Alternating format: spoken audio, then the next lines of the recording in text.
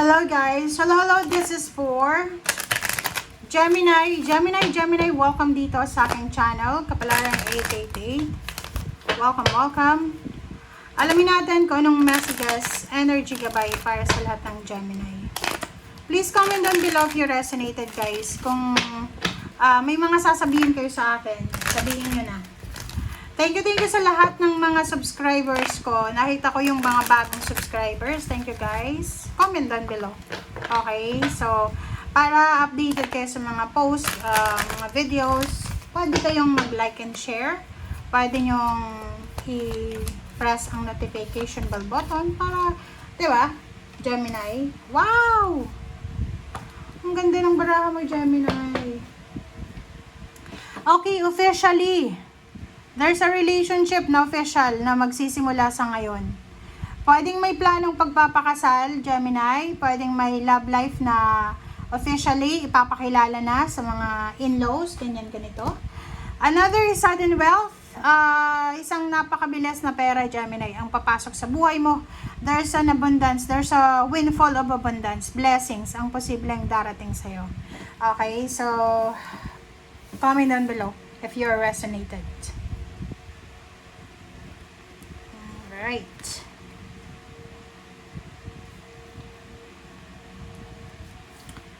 May relationship dito na official na. Gemini. Pwedeng officially natanggap na ng mga in-laws.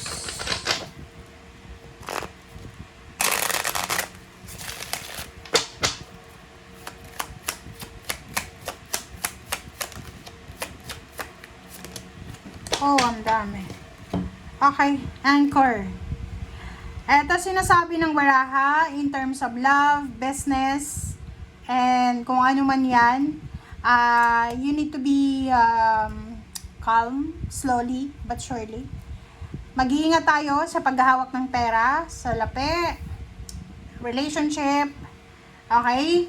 Kasi pwede kang ma-scam, pwedeng maubos. So, kung ikaw ay mahilig sa gambling, ingat-ingat ka. Okay? Ace of Heart, number 11, the Fox. Oh, diba? Careful ka. You need to be careful kasi talagang naglipanan na ngayon ng scammer eh. Okay? Huwag kayong magpapadala sa sasabihan sa inyo na yung 10,000 mo gagawin kong 1 million. Okay? There's a good news coming letter na posibleng magdadala sa'yo ng good news, good fortune. Yun na nga, may perang darating sa'yo. Okay?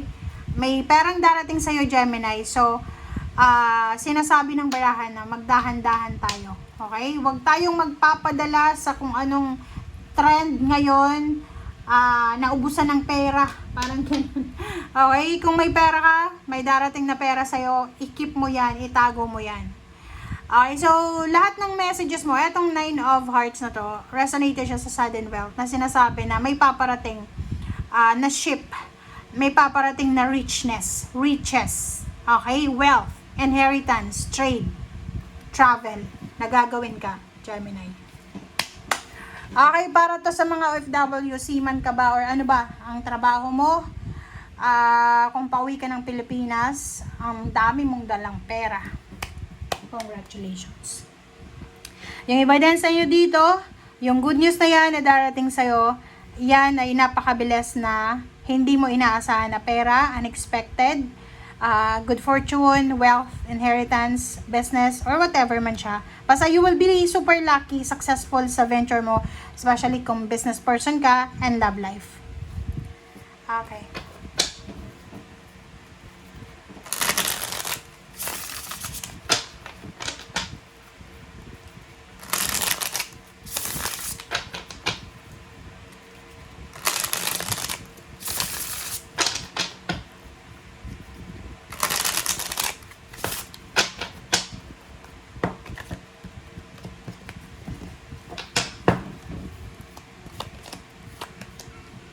Okay, the Chariot and the Hermit.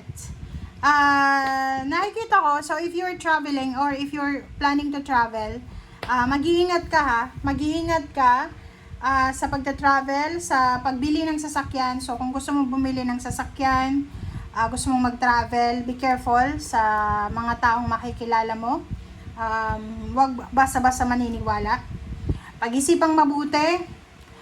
You need to think about your future. So, sabi ng baraha sa'yo, oras na Gemini para tumutok ka. Tutukan mo yung future mo. Wag yung past. Okay, Strength and Queen of Wands. Wow. So, nakikita ko sa'yo dito, kung napapagod ka, kung may mga physical problems kayo, like mabilis kayong hingalin, mapagod, ganyan, ganito, sinasabi ng baraha na oras na para magbakasyon, magpahinga, oras na para bigyan natin ng focus ang health natin. Alright, Ace of Swords and Seven of Wands. There's a good news coming para sa'yo. Ang good news na to ay kailangan mo tong bantayan. So, ang good news na yan ay pwedeng magdala sa'yo ng assurance, pwedeng magdala sa'yo ng boost, di ba? Yung confidence. So, kailangan mong bantayan yan. Kasi darating ngayon, kung ano man yan na balita, hangman, may, like for example, Gemini, hindi na tuloy na contract, hindi na tuloy na trabaho, business, or whatever man, travel. Sinasabi ng baraha sa'yo dito, ihanda mo yung sarili mo. Ihanda mo yung sarili mo, kasi, etong darating na to sa'yo, it's either karma yan, it's either contract, it's either wedding, it's either documents. Ihanda mo yung sarili mo kasi once na nakapasok na yan sa'yo or once na nagsimula ka na dyan, lalo kung trabaho yan, magiging sobrang busy ka na. So ngayon, kung unemployed ka, enjoy mo yung pagiging unemployed kasi hindi naman lahat ng unemployed wala nang bukas yan. Meron yan. Minsan, nasa timing lang. Okay? The Sun and the Wheel of Fortune, diba? Maraming rason para maging masaya ka. Magbabago yung takbo ng buhay mo. The Sun is here. So, sinasabi ng The Sun na magiging sobrang successful, happy, contented ka in the near future.